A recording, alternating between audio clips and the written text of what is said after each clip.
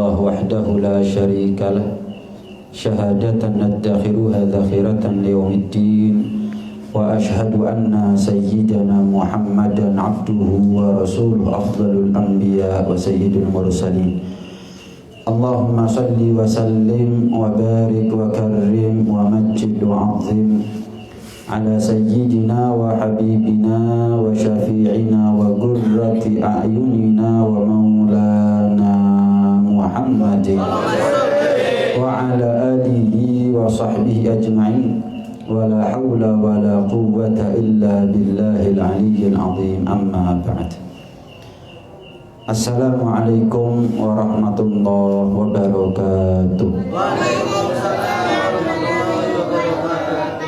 Alhamdulillah, thumma alhamdulillah. Senantiasa kita banyak bersyukur kepada Allah Subhanahu wa Ta'ala atas segala limpahan nikmat, anugerah dan karunia yang telah Allah berikan kepada kita semuanya. Mudah-mudahan nikmat zahir Allah sempurnakan dengan nikmat batin. Nikmat dunia Allah sempurnakan dengan nikmat akhirat. Nikmat panjang umur, sehat walafiat Allah sempurnakan dengan akhir husnul khatimah. Amin ya rabbal alamin. Pada kesempatan yang mulia ini, sebelum kita baca doa maulid, setiap bulannya akan saya bawakan satu kitab yang namanya Lubabul Hadis.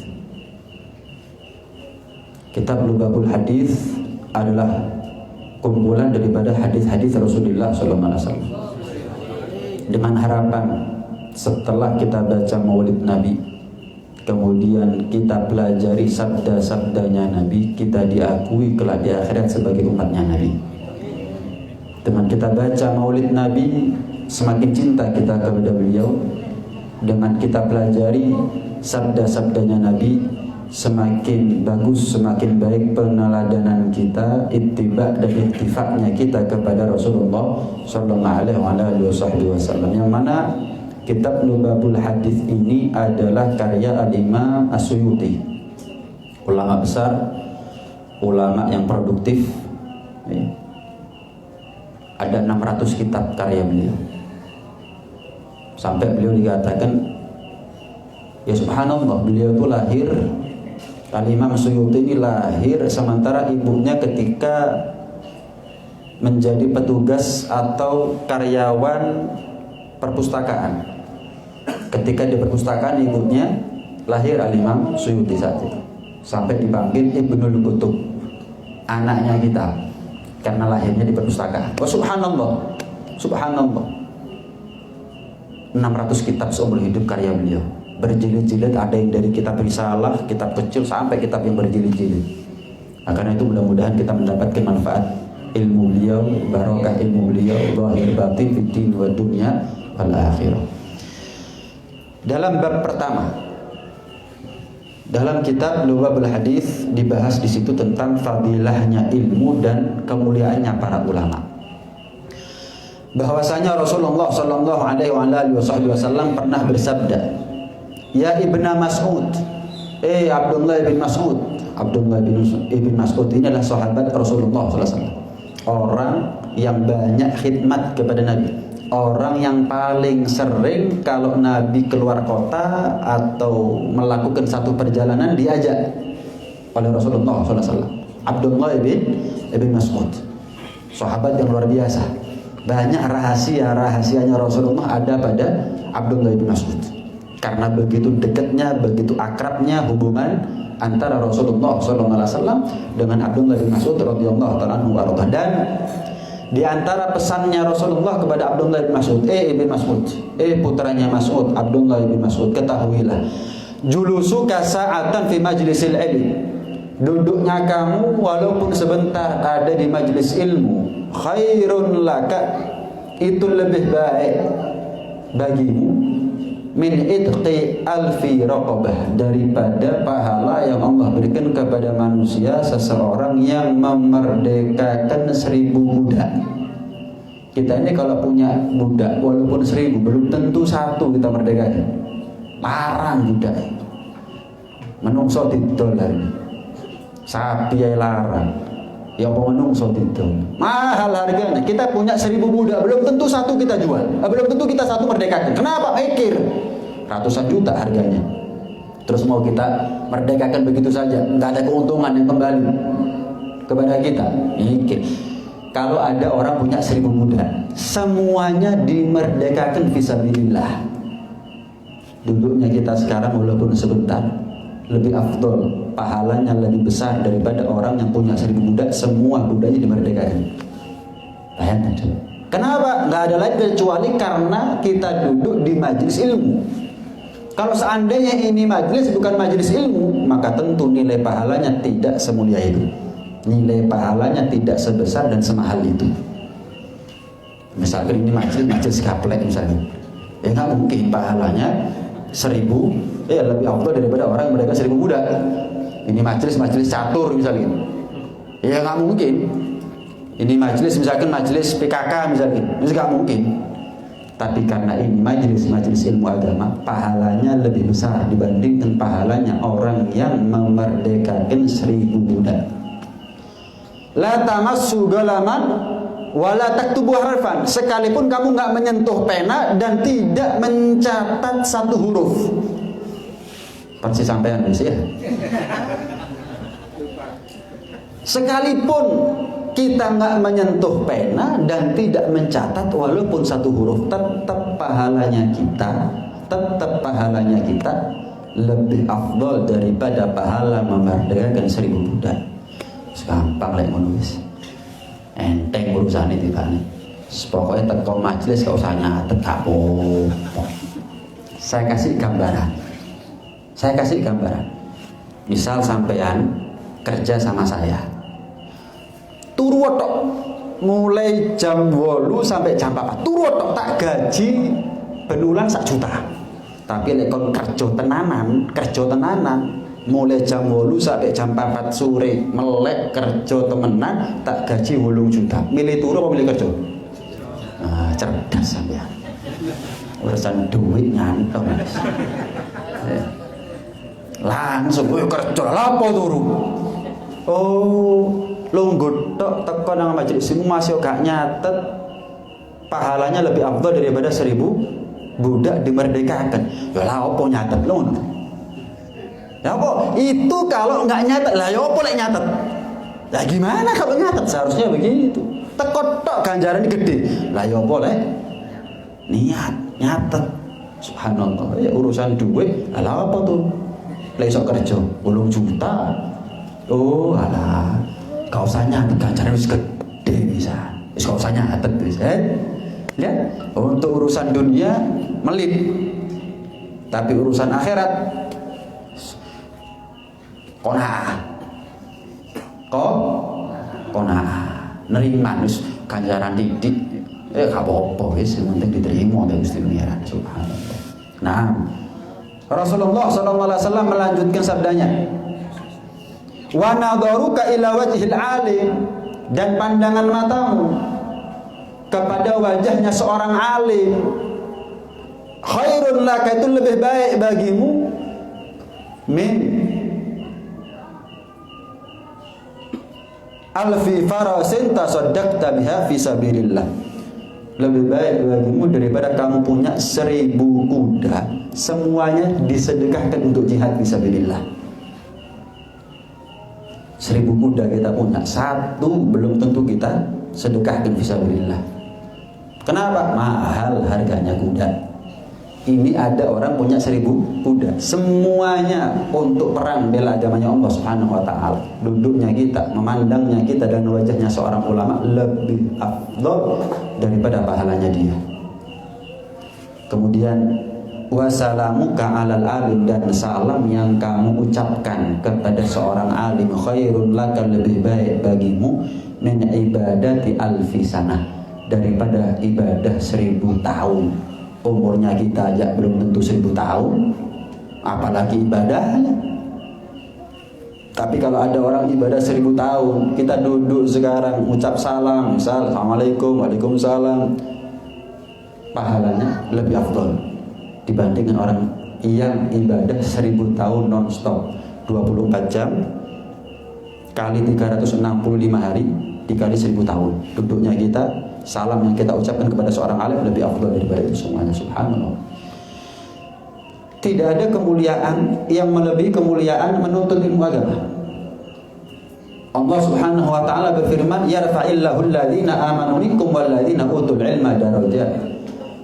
Kita ini kapan menuntut ilmu agama, maka Allah angkat beberapa derajat kemuliaannya kita. Maka Abdullah bin Abbas radhiyallahu taala anhuma wa radhahuma, sepupu Rasulullah, sahabat Rasulullah, menafsirkan berapa derajat, bukan darajatan. Satu derajat, beberapa derajat, berapa derajat? 700 derajat. Duduknya kita sekarang ini, ngangkat kemuliaannya kita, ngatrol kemuliaannya kita 700 derajat. Yang mana setiap derajatnya ditempuh dengan nilai waktu perjalanan 500 tahun. Kita berangkat sekarang, 500 tahun lagi baru sampai. Keliling dunia iso piro ya. Itu baru dari derajat pertama ke derajat kedua. Sementara yang Allah sediakan buat kita 700 derajat. Berarti kalau 700 derajat, setiap derajatnya 500 tahun, berarti kan 350.000 tahun perjalanan mulai derajat pertama sampai derajat ke 700. Saya mau tanya, kalau kita berangkat sekarang nyampe 350.000 tahun lagi, tutup endi? Surga lewat bisa. Surga kelewatan usia 350.000 tahun. Bayangkan. Kita duduk sekarang nih lebih afdol. Diangkat derajatnya 700 derajat, setiap derajat 500 tahun perjalanan. Adakah kemuliaan yang melebihi daripada kemuliaan ini?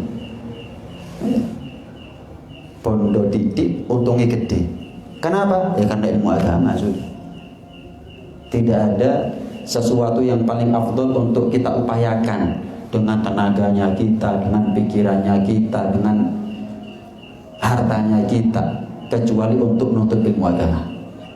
Itu paling afdolnya sesuatu yang kita cari selagi kita hidup di atas dunia. Sampai Allah memerintahkan Rasulullah SAW, wa qur rabbi zidni ilma. Katakan wahai Muhammad, ucapkan wahai Muhammad, rabbi zidni ilma, ya Allah tambahkan kepadaku ilmu. Saya mau tanya, Rasulullah itu jadi alim, jadi pintar, siapa yang ngajarin? Allah. Tapi karena mulianya ilmu agama, jangan pernah puas. Rabbi zidni ilma, minta kepadaku tambahan ilmu wahai Muhammad, minta. Loh, padahal sudah Allah sendiri yang ngajarin. Allamani Rabbi fa ahsana ta'dibi. Allah ngajari aku dan Allah mendidik aku dengan sebaik-baiknya didikan. Dan Allah perintah, qul, katakan, ucapkan wahai Muhammad, Rabbi zidni ilma. Saya mau tanya, apa yang diwariskan oleh Rasulullah SAW?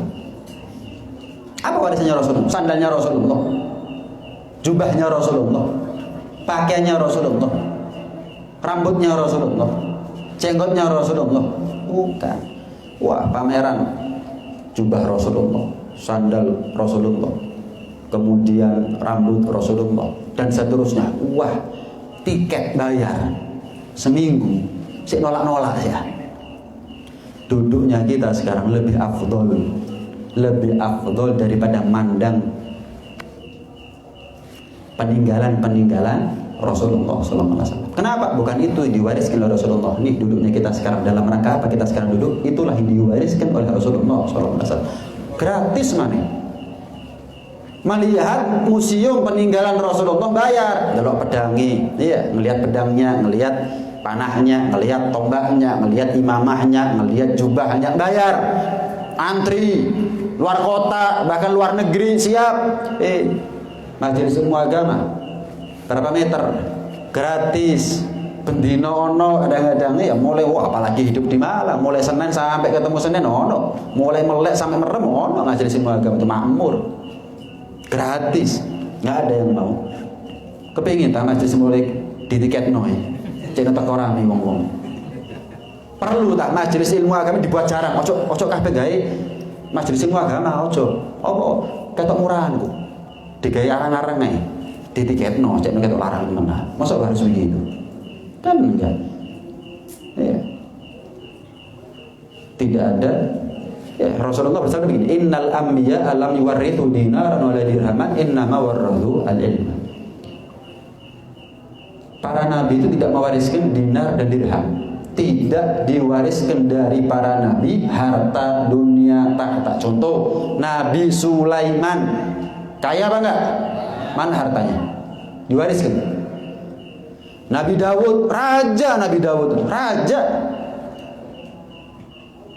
Mana tahtanya? Mana singgasananya? Mana istananya? Tidak ada. Yang mereka para nabi wariskan cuma satu, apa? Al-ilma, ilmu agama. Nggak ada lain. Tanpa ilmu agama, dari mana caranya anak bisa bakti sama orang tuanya? Tanpa ilmu agama, gimana caranya orang tua bisa didik anaknya? Tanpa ilmu agama, gimana caranya suami bisa tahu kewajiban dia kepada istrinya? Tanpa ilmu agama, dari mana istri tahu akan kewajiban dia kepada suaminya, dan seterusnya. Pakemnya, relnya, kebutuhan primer itu adalah ilmu agama. Tanpa ilmu agama, anak nggak bisa bakti kepada orang tuanya, orang tua nggak bisa didik anaknya, suami dan istri nggak tahu masing-masing apa kewajibannya. Akhirnya anak nggak terdidik, anak nggak bakti, suami istri rumah tangganya nggak sakinah, nggak mawaddah, nggak rahmah. Kenapa? Pakemnya nggak ada, relnya nggak ada. Karena itu pastikan betul hidupnya kita ini habis untuk menuntut ilmu agama.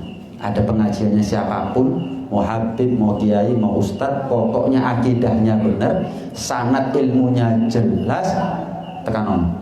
Kenapa? Saya sedang hadir di satu majelis yang paling mulia ada di atas dunia.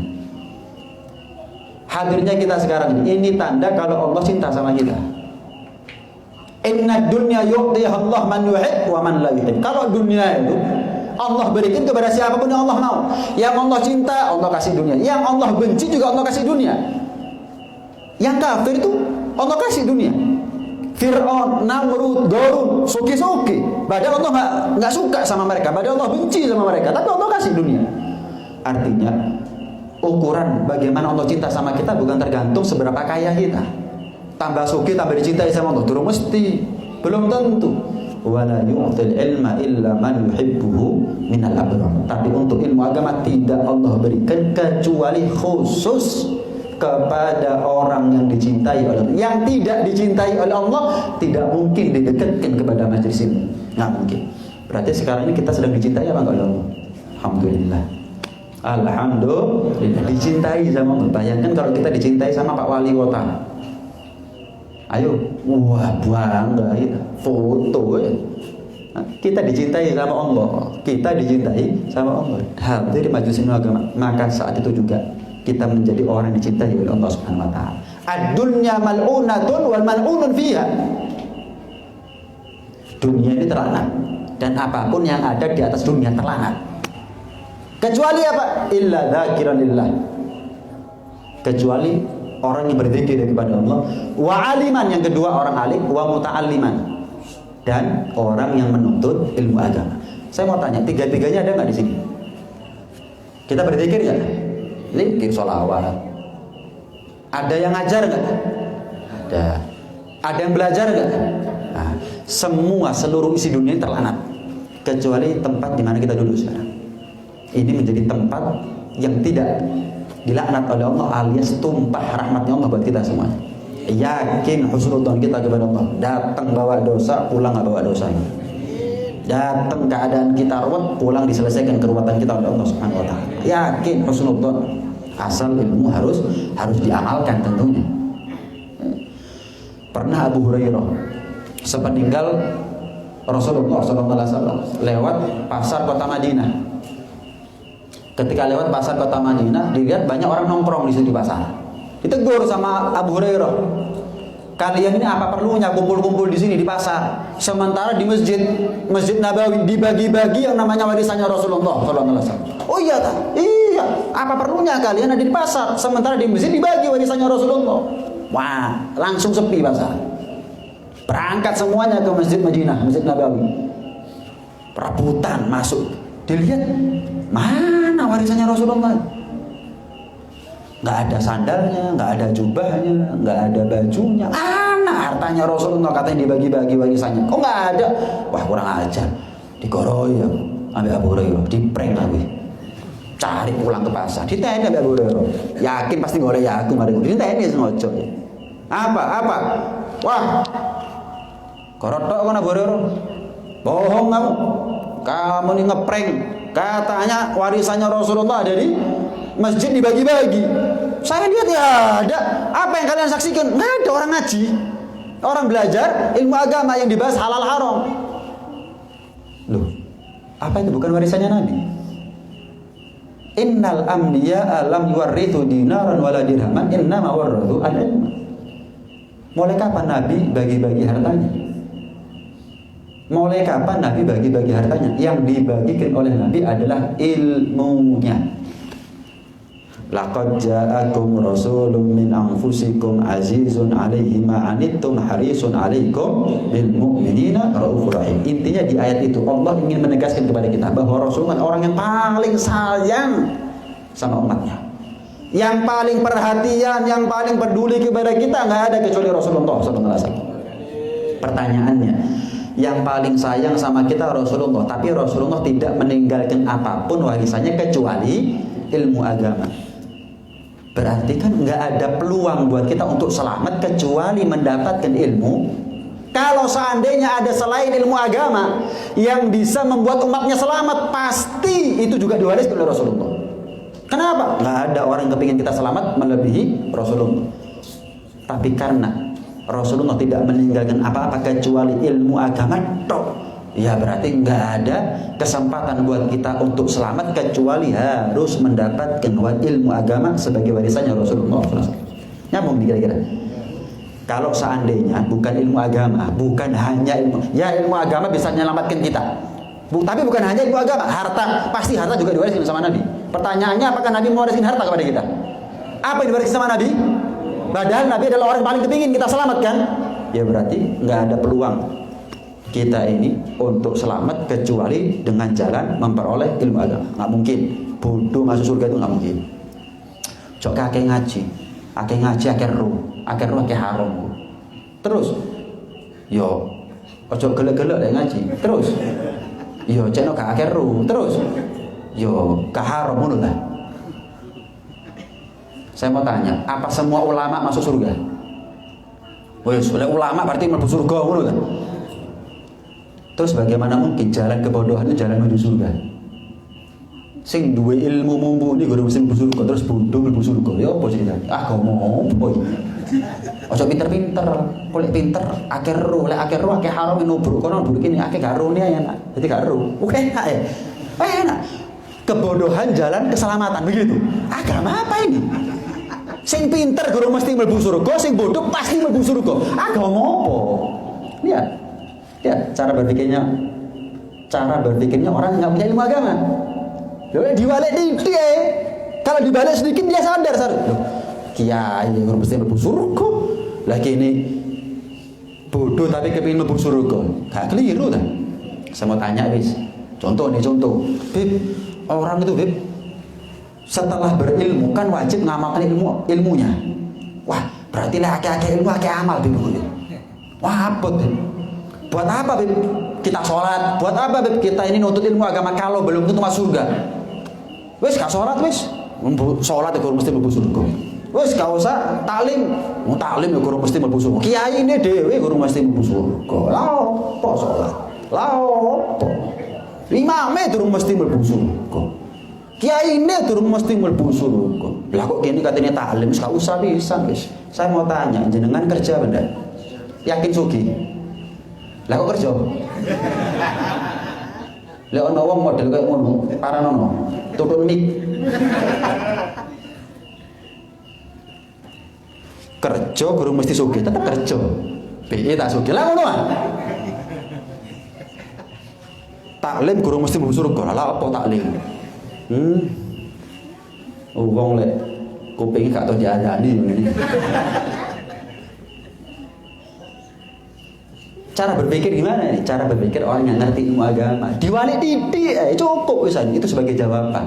Lah kon kerja kok gak ya kerja? Pasti sugih. Enggak lah apa kerja kamu? Mari wis. Jawaban lagi. Kan begitu seharusnya. Kita ini tugasnya bukan menjamin nasib, itu urusannya Allah. Tugasnya kita ini hanya memperbesar potensi masuk surga, meminimalisir resiko masuk neraka. Wis. Kepastiannya siapa yang tahu? Lah kalau kita ini yakin masuk surga, tahu masuk surga, kira taklim, sumber surga. Kan begitu. Kalau kita ini masuk surga, salat. Surga kok. Sebaliknya kalau misal ada orang tahu dia ahli neraka, sholat kira-kira, lalu apa sholat mlebu neraka? Makanya dibuat rahasia oleh Allah biar kita selalu semangat taat. Barangkali masuk surga, barangkali ibadah saya diterima, barangkali dosanya saya gara-gara taklimnya saya, gara-gara sholatnya saya diterima, diampuni oleh Allah SWT. Tugasnya kita hidup di dunia bukan menjamin, memastikan itu urusannya Allah, wewenangnya Allah. Ojo melok-melok, ojo ngelancangi urusan Gusti Pangeran. Tugasnya kita hanya memperbesar potensi surga, meminimalisir resiko neraka. Saya mau tanya, antara alim sama orang bodoh, yang lebih potensi masuk surga yang mana? Sudah, tadi orang alim. Walaupun yang alim belum tentu masuk. Nah, ngono ini wong cerdas. Lho, alim guru mesti mlebu surga. Lah apa di wong alim? Ya apa sih wong model ini? Wakil, kadang-kadang omongan kayak ini viral malah. Subhanallah, sing ngelek akeh ngono iku. Heran, iya betul. Lah apa salat? Lek sing salat guru mesti mlebu surga. Viral. Ceramahku gak kira viral model kayak ini. Kayak wong sing ngomong kayak ngono wong pintar, aku wong goblok iki kaya. Subhanallah. Iki lek gak sing ngelek ngene. Subhanallah, lek wong ngomong lapo salat guru mesti mlebu surga, ya gak usah salat pisan. Lapo taklim iku akeh ru, akeh haram, kok akhir akeh nubruk. Mending akeh gak ru, viral. Subhanallah. Memang urip di sini dia sini. Muslimin muslimat wakil ibadah. Tapi yang hadir majelis taklim sedikit. Nah, karena itu pernah diceritakan. Saya kasih gambaran. Misal kota Malang paceklik, nggak ada air kecuali Pasuruan, sampean ngelak, gak ngombe mati, ngelak mati kehausan, tapi nggak ada air. Sak Malang gak ono, masih ono sumber mancing gak ono. Ono siji Pasuruan, paling cidek Pasuruan wis. Liane Pasuruan gak ono. Kira-kira mending mati kehausan atau berusaha barangkali panjang umur ketemu Pasuruan minum. Walaupun harus jalan. Lek perlu ngesot, lek perlu berangkat, yang penting nyampe Pasuruan minum. Milih yang mana? Mati kehausan. Tetep BI tak dawa umur tutup Pasuruan ngombe selamat. Kan begitu ya. Kalau perlu kita punya keluarga, kita bawa semuanya. Tak gendong wis. Tak gendong, percuma saya selamat kalau anak saya nggak selamat, tak gendong anak budan yang Pasuruan, melaku ngesot, sing penting selamat. Barangkali kan belum tentu, tapi barangkali selamat. Itulah yang dirasakan oleh ulama terdahulu. Al Habib Ahmad bin Zain Al Habsyi itu kalau mau belajar ilmu agama 40 kilo berangkat, 40 kilo PP 80 kilo selama berapa tahun? 40 tahun. Melaku bondone mek banyu putih ambek kurma. Berangkat pagi pulang pagi temenan nih. Jelas ya? 40 tahun berangkat 40 kilo, pulang 40 kilo, 80 kilo selama 40 tahun. Pertanyaannya, lah kok cek ngoyo nih? Karena apa? Karena tempat beliau tinggal saat itu nggak ada ulama, yang ada di kota yang namanya Tarim. Jaraknya 40 kilo. Karena kebutuhan pokok dinuntut ilmu agama, masih melaku sangu banyu ambek kurma budal. Kenapa? Lah ya apa mana katanya urip katanya bodoh tapi.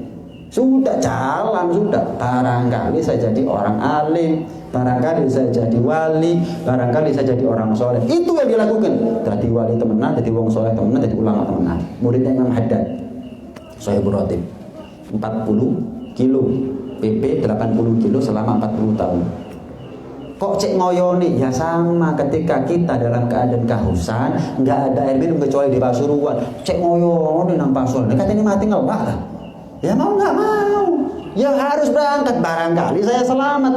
Sama permasalahannya orang menganggap makan dan minum adalah kebutuhan, tapi banyak orang sekarang yang menganggap belajar di magang bukan kebutuhan.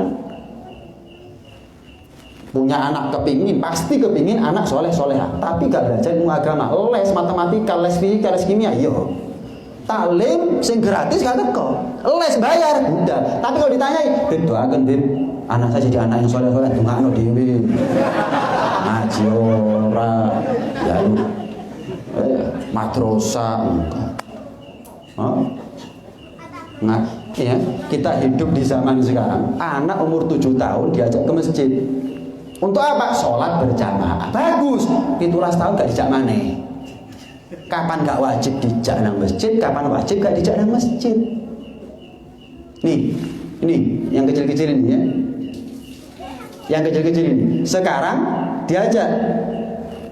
Belum tentu nanti ketika mereka butuh untuk ngerti agama diajak. Nah, mudah-mudahan diajak terus kan begitu. Percuma dong kalau kita ini menanam tapi kalau nggak dirawat. Saya mau tanya lagi.